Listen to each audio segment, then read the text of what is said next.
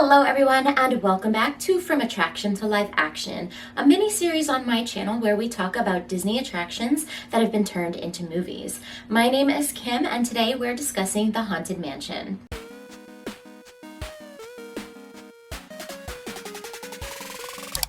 So it's been a little while since my last installment of this series, and I'm really sorry about that.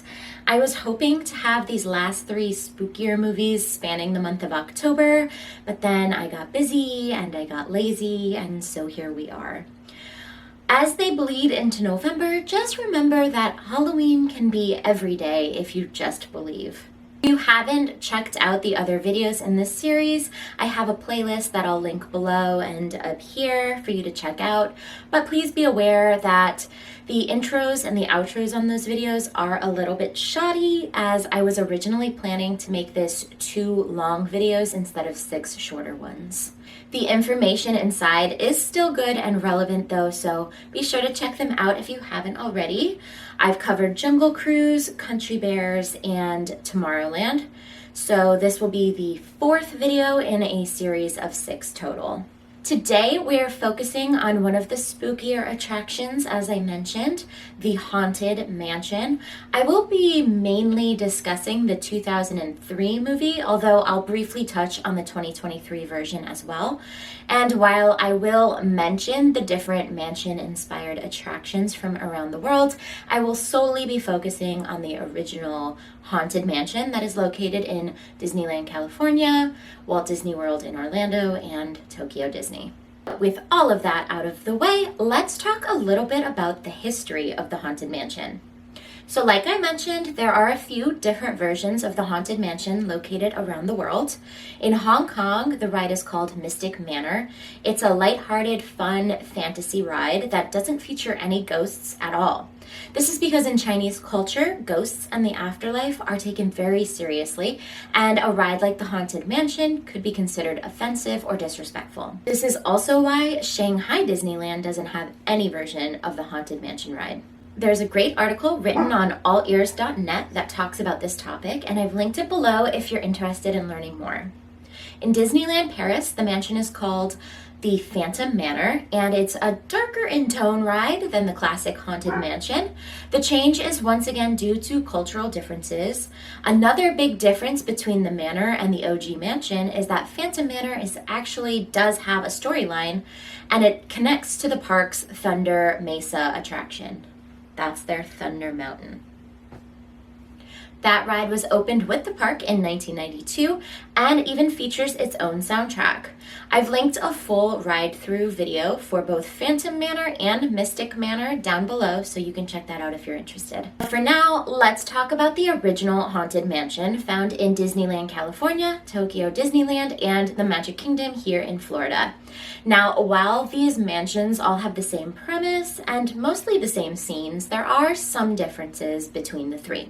Japan and Florida are the most closely similar and the one that I'm most familiar with, so I'll dive deeper into that one. But for now, let's talk about the Haunted Mansion that started it all. Disneyland's Haunted Mansion was opened in 1969. The ride was in development for over a decade after the park opened in 1955 and was one of the last projects made under Walt Disney's direction. Disney legend Harper Goff drew the initial sketch for the Haunted Mansion all the way back in 1951, but it was Imagineer Ken Anderson who began bringing the sketch to life. When plans for New Orleans Square went into production, Anderson got to work studying New Orleans and old plantations. He came up with a drawing of an antebellum manor based on the Shipley Liker House located in Baltimore, Maryland. Features from the Baltimore house included overgrown weeds, dead trees, swarms of bats, and boarded doors. All of which Walt Disney immediately rejected. He didn't want any building in his park looking run down. So they stuck with the facade that we know today, a pristine plantation-style home based on the Baltimore mansion, and it fits perfectly within the New Orleans theming at Disneyland Park. However, over in the Magic Kingdom, the Haunted Mansion is placed in an area of the park called Liberty Square, which is based more around the colonial period of the United States, and therefore it's taken on more of a Gothic revival style brick home instead. Walt Disney was inspired by the Winchester Mystery House in California, captivated by the massive mansions with its stairs to nowhere and doors that open to walls and holes. He did his best to incorporate them where he could into his mansion. He originally wanted the attraction to be a museum of the weird walkthrough for guests. Many Imagineers had a hand in bringing the ride to life. Among those is Mark Davis, ex Atencio, Claude Coates, and Ken Anderson. Raleigh Crump worked with another Imagineer named E.O. Gracie, who was in charge of bringing the illusions to life, like the Pepper's Ghost effect in the dining room scene of the attraction. Two of the main designers, Mark Davis and Claude Coates, had a disagreement while designing the ride. Should the ride be scary or silly? Coates wanted a scary adventure and produced renditions of moody surroundings like endless hallways, corridors of doors, and bleakly spooky environments. Meanwhile, Davis proposed a variety of mostly comical characters and thought the ride should be silly and full of gags. In the end, a compromise allowed each designer to have a little bit of what they wanted. Throw in an incredible theme song like Grim Grinning Ghosts from Buddy Baker and ex Atencio, and you have an attraction to span the ages. Now, as I mentioned, the ride began development in 1951, but it wasn't opened in Disneyland until 1969. Originally, the opening of the attraction was meant in 1963, as in 1961, flyers were handed out to guests at the park advertising as such. And while the exterior was completed in 1963, the ride was heavily delayed for 6 more years due to not only Walt Disney's participation at the New York World's Fair, but also his untimely death in 1966. After he passed away, Imagineers continued on the project, but with a few changes. No longer was the attraction going to be a walkthrough, but instead a full-blown Omnimover ride. That's the technical term for the moving doom buggies that we all know and love. This new ride system would place guests in smaller groups as they toured the haunted house. The vehicles could turn guests in all directions to pull focus on whichever scene the Imagineers desired. And finally, in August of 1969, the Haunted Mansion at Disneyland, California officially opened, and the rest is history. In the Magic Kingdom, the attraction was opened in October 1971, and in Tokyo, the ride was opened in April of 1983. Now, I want to discuss the story of the ride a little, or the lack thereof, and discuss the main differences between the California and Florida parks, because there are a few. The first and most obvious difference are the facade. Thanks to the differences in location at the park, Disneyland is more plantation style, while Disney World is more Gothic revival style. Another big difference is the queues. While in Disneyland, guests enter through the gates into a garden, passing a pet cemetery before coming up to the porch and entering through the front door of the mansion. In the Magic Kingdom, the mansion's guests enter through the gates, through a cemetery, and enter almost under the mansion. The Magic Kingdom mansion also has an interactive queue, encouraging guests to touch and play as they wait in line. There's also far more shade at the Florida park thanks to the constantly changing weather. Once guests enter the home, they're treated to the stretching room. In Disneyland, this works as a functional elevator to bring guests below the train tracks and into the show building, while in Disney World, it's just an upward stretching room. In both rooms, the paintings and the narration are the same. And the final big difference between the two rides is in this next section. In the Magic Kingdom, guests immediately board their doom buggies after the stretching room, while in Disneyland, they walk down a long hallway with pictures and marble busts before boarding their doom buggy. The Florida park was able to incorporate those features into the ride itself thanks to the ample space and planning, but they're ostensibly the same.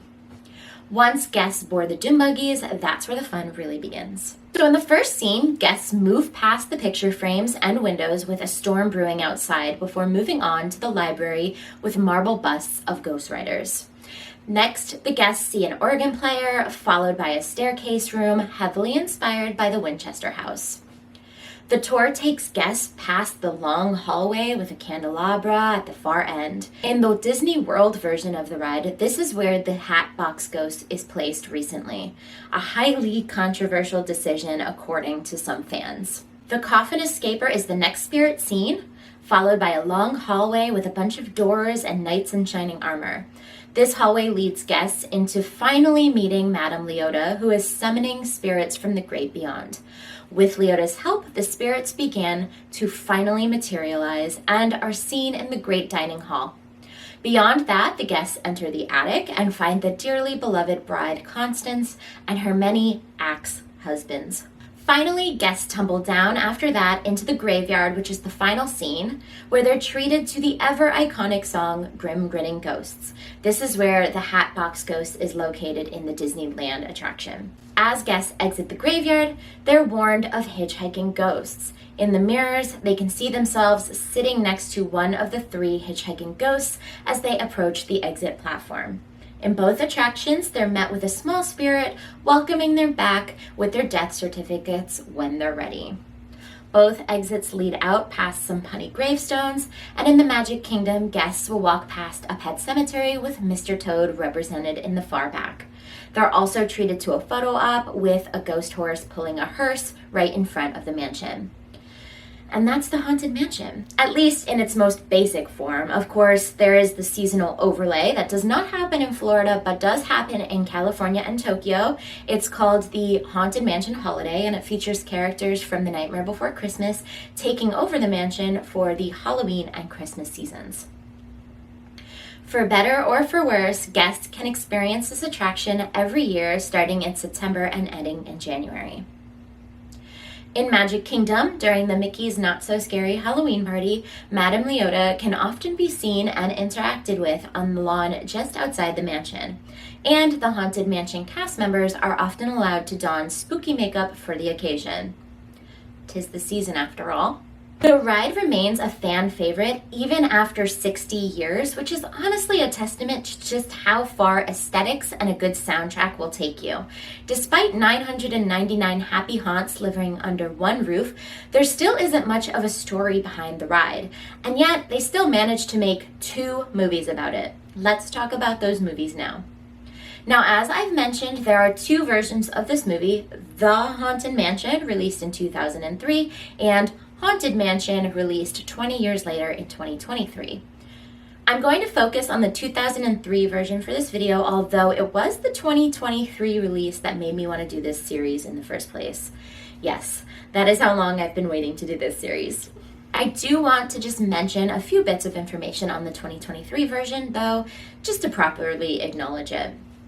Released in July of 2023, Haunted Mansion is directed by Justin Simien and written by Katie Dippold. The movie follows a single mom named Gabby who hires a tour guide, a psychic, a priest, and a historian to help exorcise her newly bought mansion after discovering it is inhabited by ghosts. Haunted Mansion stars Lakeith Stanfield, Rosario Dawson, Owen Wilson, Jared Leto, Tiffany Haddish, Danny DeVito, and many more. It's a truly star-studded production, which is why I'm so baffled by the fact that it only has a 38% on Rotten Tomatoes, at least from the critics. The regular movie viewers gave it a disagreeing 84%. While the critics claim, quote, Haunted Mansion's talented cast makes the movie a pleasant enough destination, although it's neither scary nor funny enough to wholeheartedly recommend, end quote. The audience says, quote, Haunted Mansion is a fun blend of horror and comedy with a great cast and a story that'll be extra entertaining for fans of the ride that inspired it. One day I might check that movie out, but for now, let's talk about The Haunted Mansion, which was released in November of 2003, exactly in the thick of the attraction to movie craze. It came out just months after The Country Bears and the Pirates of the Caribbean movies. It was originally announced in 2002 that Disney would be putting out a movie based on the infamous attraction. The movie was to be written by David Berenbaum and directed by Rob Minkoff. The Haunted Mansion stars Eddie Murphy, Nathaniel Parker, Jennifer Tilly, Marcia Thomason, and Wallace Shawn. Mark Mancina was added to produce the soundtrack for the movie, a perfect blend of whimsical and spooky with plenty of homages to the original attraction soundtrack as well. Most exciting of all was the addition of Rick Baker for costume design and prosthetic makeup. Rick Baker is an absolute legend in the horror world, working on such classics as The Exorcist and American Werewolf in London. The designs he brought to the Ghost's wardrobe were perfectly inspired by the cast member outfits at the attractions, but his work on the zombies towards the end of the movies was the real cherry on top. When thinking about costume design, creators wanted the ghosts to become more dead the further they went from the mansion. The ghosts look human in the house, but their leaving it causes them to become blue and transparent to show that they are ghosts. The zombies in the mausoleum were described as the deadest, as they are the farthest away from the mansion. Speaking of design, the design of the mansion itself is a perfect blend of the California mansion, taking inspiration from the front of the house, making it more of a New Orleans style home, while adding a few bits from the Gothic colonial Florida mansion, adding the iron glass conservatory on the side of the house. I want to walk through the plot of the movie now, and then I'll discuss not only my thoughts and opinions, but the comparisons between the ride and the movie as well. So the movie begins in the ye olden days with a lively party circa the 1800s. We see a man we'll later learn is Master Gracie and a woman, Elizabeth, very much in love one minute, and in the next, the woman is dead on the floor. In his distraught state, Gracie hangs himself, and we jump to the present day. In the modern day, the film focuses on the Evers family, Jim and Sarah, the mother and father, and their two children, Megan and Michael. Jim and Sarah are both very successful real estate agents, although Jim has been working extra hard lately, and in turn has been sort of ignoring his parental and husbandly duties, which of course leads to a little bit of conflict with his wife Sarah. In an attempt to make up for missing their anniversary, Jim suggests a weekend away at the lake house. Before they can make their getaway, however, Sarah receives a call about a property, nay, a mansion, that will be potentially put on the market, and they want Sarah to represent and sell it for them. Jim insists that they go and check out the place before heading to the lake house, and reluctantly Sarah agrees. 20 minutes tops is what Jim says when they arrive at the mansion the following day. However, they have no idea what they're getting themselves into as the iron gates open on their own, letting the family into the courtyard. When they knock on the door, they are greeted by Ramsley, the butler of the house, who welcome them in, and we get our first glimpse of this immaculate interior design. There's a large winding staircase, marble busts, and more Easter eggs than I can get into right now. Absolutely beautiful set design. Ramsley invites the Evers family to have dinner with Master Gracie, who greets them in the dining room, which looks an awful lot like the dining room scene at the attraction. During dinner, a storm hits, flooding the roads and making it impossible for the Evers family to leave the mansion.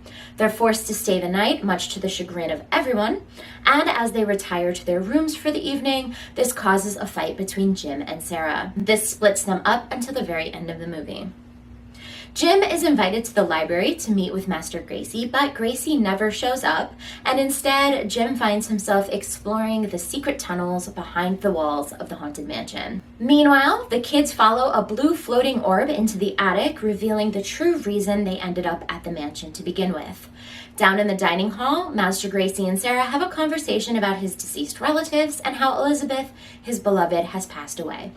Jim runs into his kids back in the attic, and it turns out his kids have made 2 new ghost friends. They meet with Madame Leota, who reveals to them that the mansion's inhabitants are ghosts, cursed over a century ago by Elizabeth and Gracie's untimely deaths. They can only enter the afterlife when the couple is reunited, and Sarah is believed to be Elizabeth's reincarnation, though Leota cautions that things are not as they seem. She sends the Evers to the mansion cemetery to find a key that will reveal the truth about Elizabeth's death.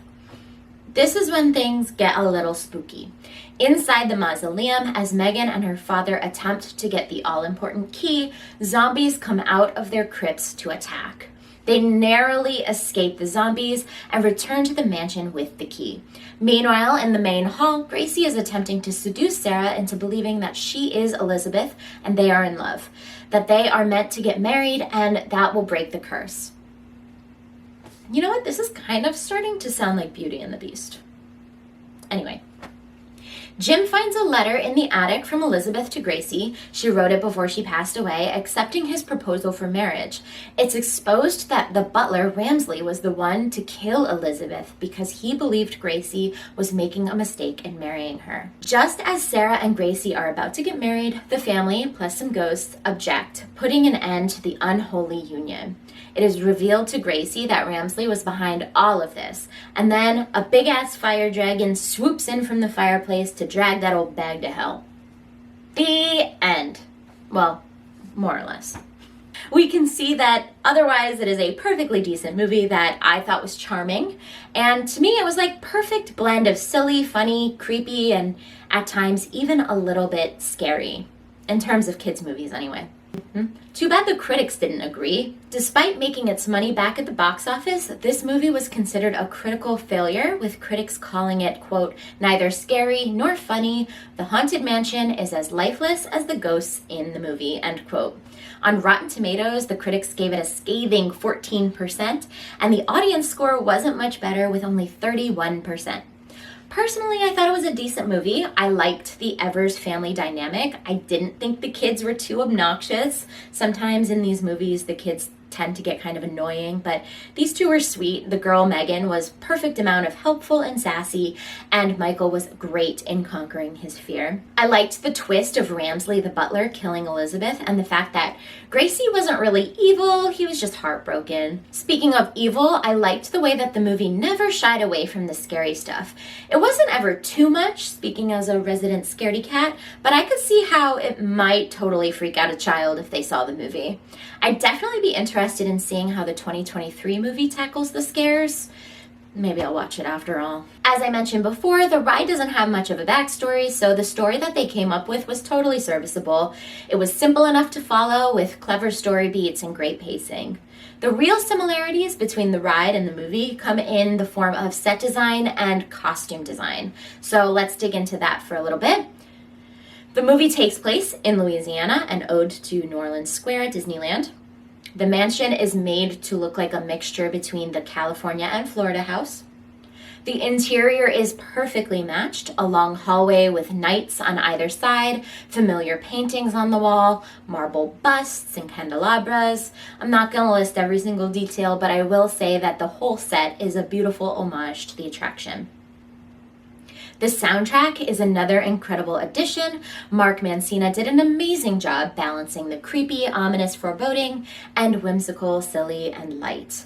It's a perfect blend that matches both the movie and the attraction aesthetics perfectly. And the tone of the movie also balances that beam perfectly as well. It's funny without being slapstick, and dark without being terrifying. Gracie hangs himself, as he does in the ride. He does that in the movie as well. Thought that was cool. Madame Leota was an absolute treat. I loved her scene floating Jim around with all the instruments. The graveyard scene was a master class in inspiration. They had so many callbacks to the ghosts in the graveyard scene of the attraction. They had the one with the arrow shooting the guy in the head, the groundskeeper and his dog, and of course, the singing busts. The outfits the ghosts wore were perfect replicas of the costumes the cast member at the parks wear, and I love that they had the horse and hearse carriage that lead them into the graveyard scene, and also I want to add the hitchhiking ghosts make a cameo, and I thought that was really clever and fun too. I think it's pretty clear to see that the creators of this movie really wanted to stay as true to the Haunted Mansion as they could, while still making an enjoyable movie for the masses, and I personally think that they succeeded. All in all, I would give this movie a 4 out of 5 stars. It's a perfect Halloween movie to watch with older kids, and I thought it was a pretty decent homage to the ride. Maybe next Halloween I'll revisit this series with the 2023 version of this movie, and we'll see how it compares. But for now, that's the end of this video. So if you like it, do me a favor, leave me a big thumbs up, share it around if you feel so inclined, and most importantly, leave me a Halloween themed emoji in the comments below. Thank you. I will be back with the final 2 videos in this series in just a couple of weeks, but until then, thank you all so much for watching, and I'll see you in the next one. Bye.